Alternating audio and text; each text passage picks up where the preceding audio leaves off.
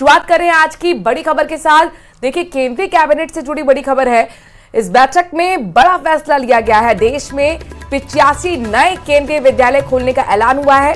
साथ ही 28 नए नवोदय विद्यालय खोले जाने के प्रस्ताव पर भी मोहर लगा दी गई है। वहीं दिल्ली मेट्रो के विस्तार को भी हरी झंडी मिल गई है। दिल्ली मेट्रो का रिटाला कुंडली कॉरिडोर बनाया जाएगा। बड़ी खबर, 85 नए केंद्रीय विद्यालय खोले जाएंगे। दिल्ली मेट्रो के विस्तार के लिए भी हरी झंडी आपको दिखाई गई। कल ही कैबिनेट मीटिंग हुई और मोदी 3.0 की, और इसमें बड़े फैसले लिए गए। साथ ही जहां पर एजुकेशन को लेकर एक बड़ा कदम किया गया, जहां पर 85 नए केंद्रीय विद्यालय खोलने का ऐलान किया गया, तो वहीं दिल्ली मेट्रो के विस्तार को लेकर भी हरी झंडी इसमें दिखाई गई है। 28 नए नवोदय विद्यालय खोले जाएंगे पूरे देश में।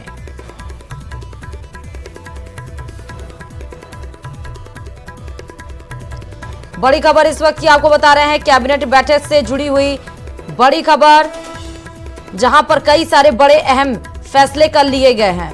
देश में 85 केंद्रीय और 28 नवोदय विद्यालय खोले जाएंगे और उसके साथ ही पैन 2.0 प्रोजेक्ट को मंजूरी भी इस कैबिनेट के बड़ी बैठक में दी गई है। चलिए, एक और बड़ी खबर आपको इस बीच बता रहा है। जोधपुर आएंगे गृह मंत्री अमित शाह। देर रात जोधपुर एयरपोर्ट भी पहुंचेंगे।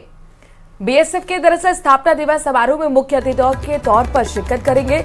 सरदार पटेल की मूर्ति का अनावरण का भी कार्यक्रम है। 8 दिसंबर को बीएसएफ का 60वां स्थापना दिवस मनाया जाना है। बड़ी खबर आपको बता रहे हैं, जोधपुर से है। जोधपुर का दौरा गृह मंत्री अमित शाह का रहेगा।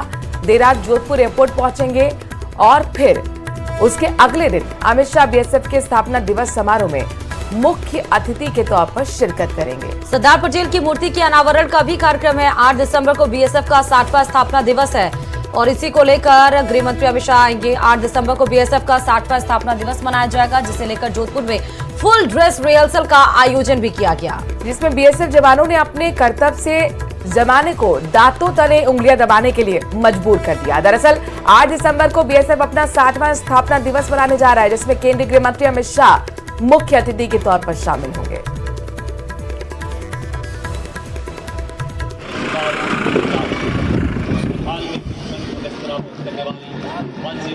सीमा सुरक्षा बल राष्ट्र की प्रथम रक्षा पंक्ति, वो निगहबान जिस पर भरोसा रखकर देश चैन की नींद सोता है।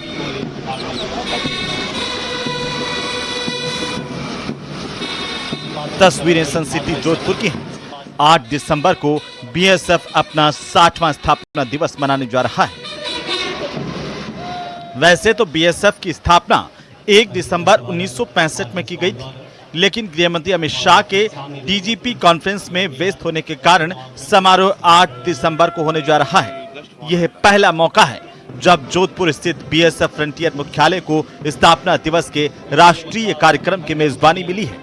बहरहाल बीएसएफ के प्रशिक्षण केंद्र ग्राउंड पर शुक्रवार को फुल ड्रेस रिहर्सल हुआ, जिसमें बीएसएफ के देश भर के फ्रंटियर मुख्यालयों के जवानों ने हिस्सा लिया।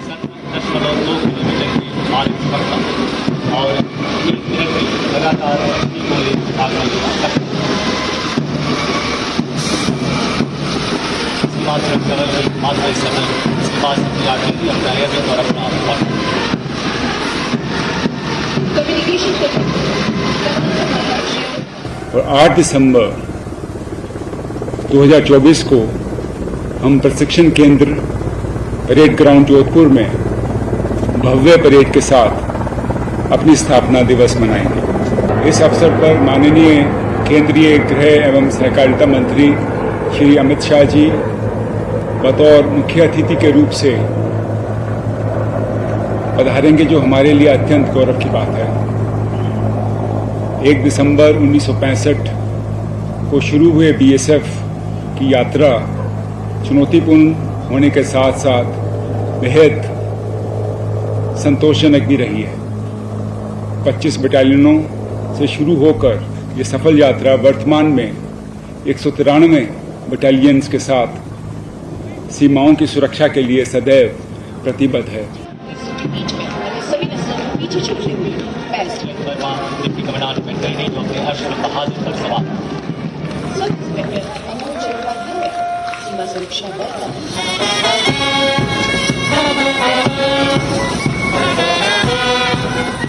परेड में पहली बार महिला कंटिंजेंट शामिल हुई। यह पहला अवसर है जब परेड में महिलाएं शामिल हुई। हेलीकॉप्टर ध्रुव ने ली एरियल सलामी, MI-17 ने भरी उड़ान, डॉग स्क्वाड ने किया हैरान, ऊंट पर खड़े होकर साधा निशाना। फुल ड्रेस रिहर्सल में मार्कर कॉल के साथ परेड का विधिवत उद्घाटन हुआ। महिला कंटिंजेंट समेत दूसरे राज्यों के कंटिंजेंट कतारबद्ध परेड के लिए मैदान में आए। परेड में artillery contingent, horse contingent, camel और camel mount band contingent Chandel parade मैदान में मौजूद थे।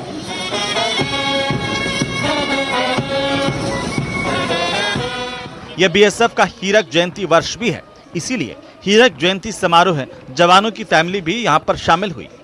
परेड के साथ बीएसएफ की टीमों ने अपने युद्ध कौशल और वीरता का प्रदर्शन भी किया।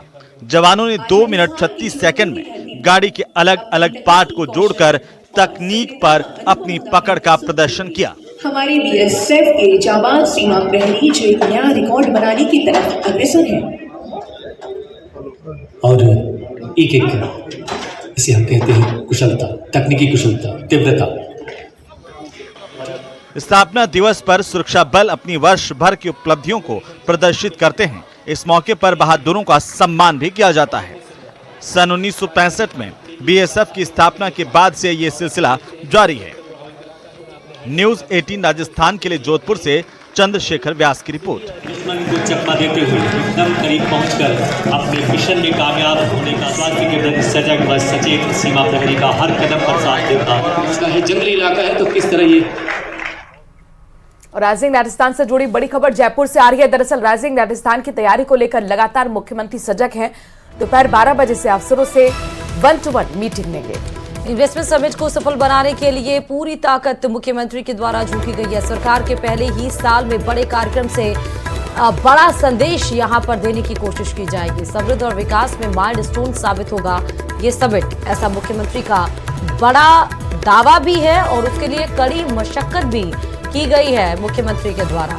अब क्योंकि 9, 10, 11 समय धीरे धीरे करीब आ रहा है और उसको लेकर आज 1-to-1 बात।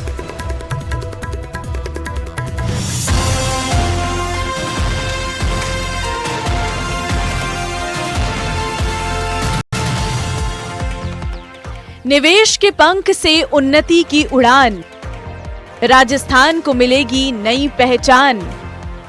9 दिसंबर से राइजिंग राजस्थान, सुनहरे भविष्य किया संकल्प का विश्वास।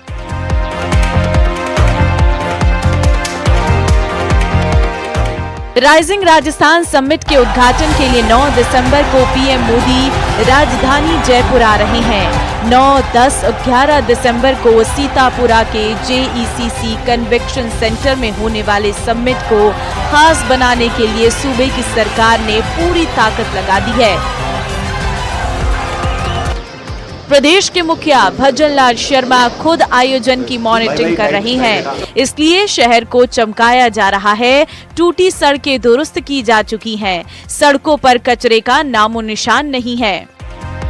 राजस्थान में निवेश लाने के उद्देश्य से आयोजित किए जा रहे राइजिंग राजस्थान इन्वेस्टमेंट ग्लोबल जो समिट है उसकी तैयारियों को अंतिम रूप दिया जा रहा है।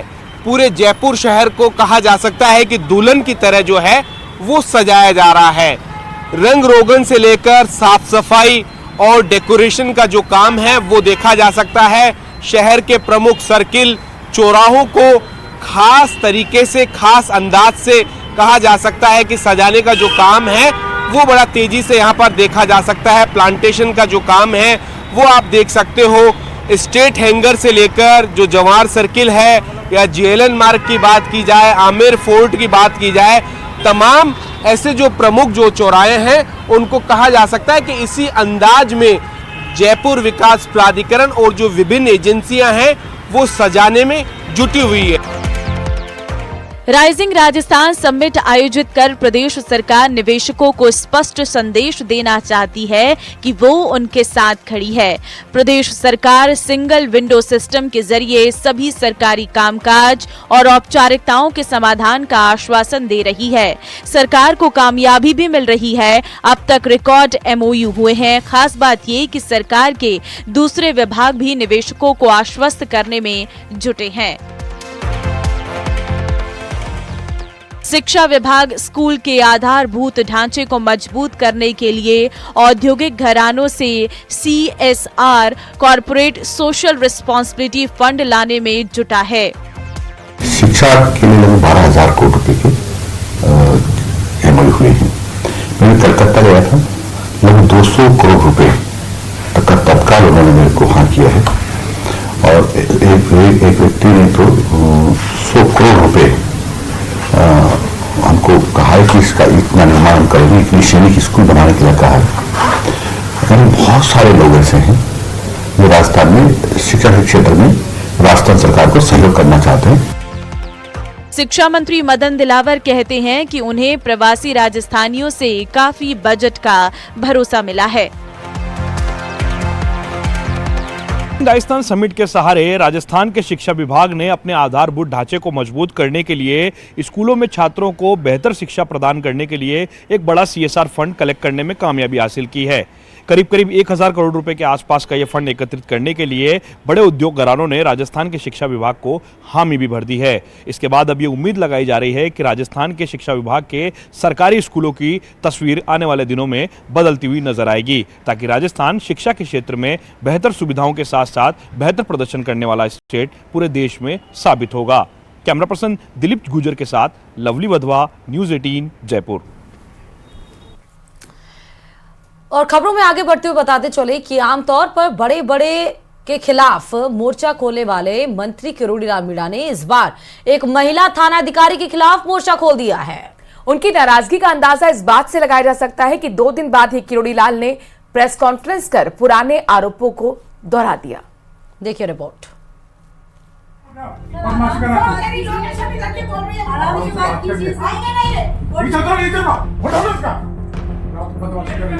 किसके साथ आई मकान मालिक है मेरे साथ। और सर मैं बात करने के लिए आई हूँ।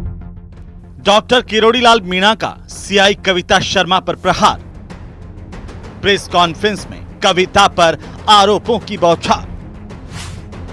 कैबिनेट मंत्री डॉक्टर किरोड़ीलाल मीणा ने अपने चिर परिचित अंदाज में जयपुर की महेश नगर थानाधिकारी कविता शर्मा पर प्रहार किया। मीणा का आरोप है कि शर्मा खेल कोटे से फर्जीवाड़ा करके भर्ती हुई हैं और उन पर पहले से ही मुकदमा दर्ज है। डॉक्टर किरोड़ी ने दावा किया कि कविता शर्मा के खिलाफ जोटवाड़ा थाने में 2017 में मुकदमा नंबर 625 दर्ज है, जिसकी उन्होंने गृह राज्य मंत्री से भी शिकायत की है। एक महिला अनीता गुजर, जिनको रात में कविता शर्मा उठाने गई थी, उनकी सूचना मुझे मिली। मैंने पुलिस कमिश्नर जयपुर को निवेदन किया,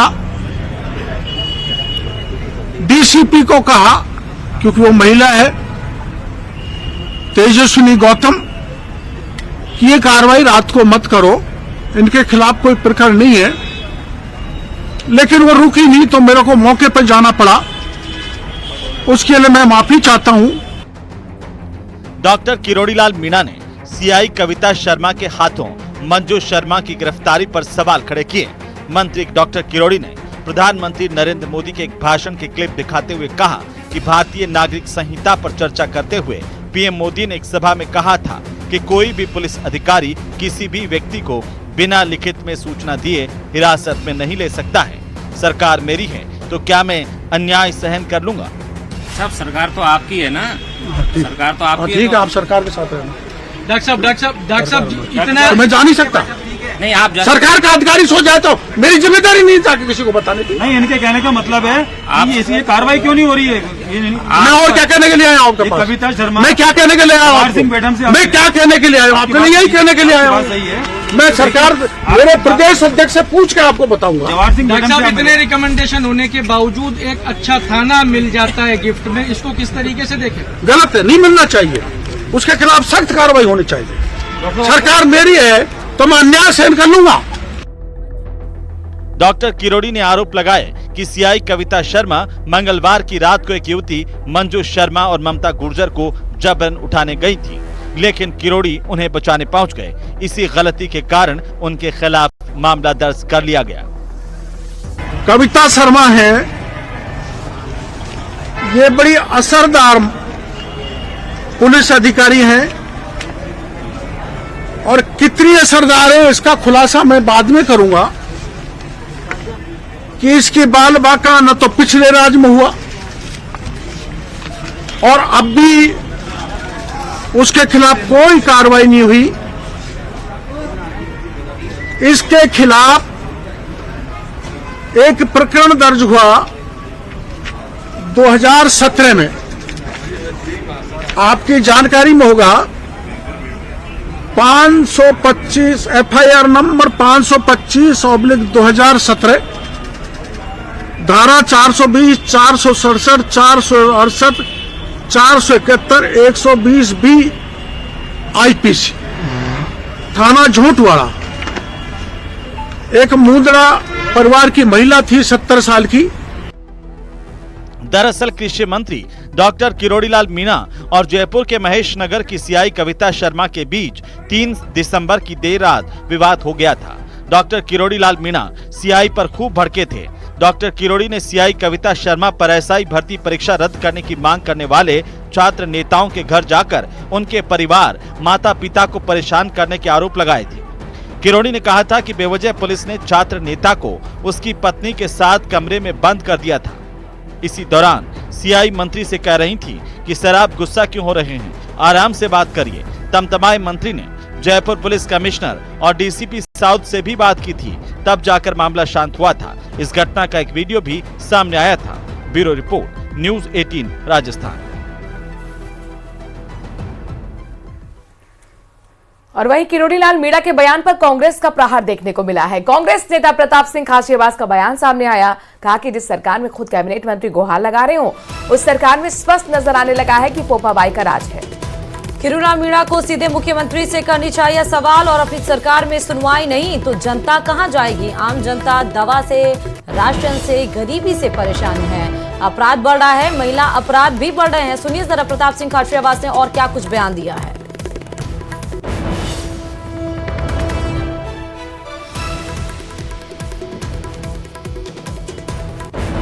लाल मीणा जी की प्रेस कॉन्फ्रेंस मैंने सुनी, और आप जो सवाल खड़े कर रहे हो वो सवाल आपको मुख्यमंत्री जी से पूछने चाहिए।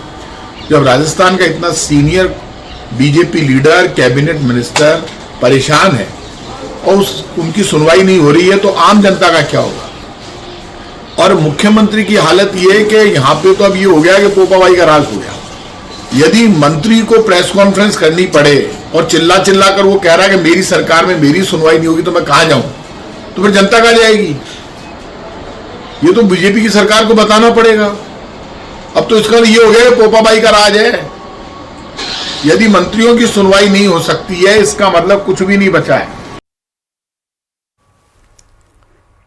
और इधर उपचुनाव से ठीक पहले बीजेपी में शामिल हुए खिमसर के बीजेपी नेता सुखबीर सिंह चौधरी के बयान ने सियासी सनसनी मचा दी है। बीजेपी नेता सुखबीर चौधरी ने कहा कि खीवसर में कांग्रेस का टिकट वितरण बहुत बड़ा स्कैंडल है। कांग्रेस के इन्हीं हालातों के कारण उन्होंने कांग्रेस छोड़ बीजेपी ज्वाइन की। सुखबीर सिंह चौधरी कांग्रेस के पूर्व जिलाध्यक्ष हैं और उपचुनाव से ठीक पहले बीजेपी ज्वाइन की थी।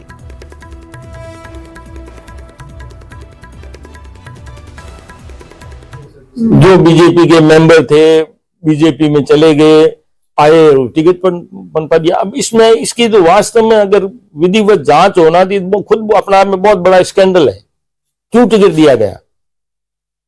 टिकट लेने वाले थे, और कांग्रेस की इतनी दुर्गति, जितनी गोविंद सिंह जी जब तक पीसीसी चीफ रही, मंत्री नहीं बने थे ना साहब, जब तक किसानों से जुड़े हुए थे, ये बिल्कुल अप टू डेट आदमी थे। ये मंत्री बन गए, शिक्षा मंत्री रह गए, फिर प्रदेश अध्यक्ष बना दिया। अब ये अपना आप को राजा समझने लगे। ये इनको पता ही नहीं है कि फील्ड में कौन आदमी एक्टिव है। भीलवाड़ा जिले के आसीन मालासेरी गांव में भगवान देव नारायण जन्मस्थली मालासेरी डूंगरी पर कल वहां भक्ति कार्यक्रम का आयोजन किया जाएगा। इस कार्यक्रम में भक्तों को 500 से ज्यादा ड्रोन के जरिए आकाश में भगवान देव नारायण आकृति के दर्शन कराए जाएंगे। और इस कार्यक्रम में लोकसभा अध्यक्ष ओम बिरला भी शिरकत करेंगे। दक्षिण दिल्ली से सांसद रामवीर सिंह बीथुड़ी, भीलवाड़ा सांसद दामोदर अग्रवाल, गृह राज्य मंत्री जवाहर सिंह भेड़म और राजसमंद विधायक दीप्ति माहेश्वरी सहित दर्जन भर विधायक भी कार्यक्रम में शिरकत करेंगे। कार्यक्रम के आयोजन को लेकर मंदिर प्रशासन ने पूरी तैयारियां कर ली हैं।